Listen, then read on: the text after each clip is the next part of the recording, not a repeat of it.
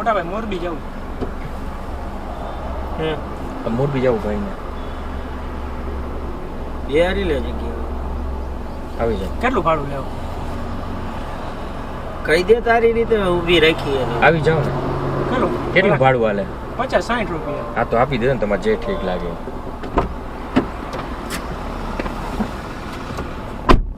આપણે તો આ સાહેબ એરપોર્ટ થી ગાડી ભાડી એટલે પૂછવું પડે ને એમણે પૈસા દીધા છે. પટ્ટો પહેરી લો. खत्म bye bye tata goodbye गया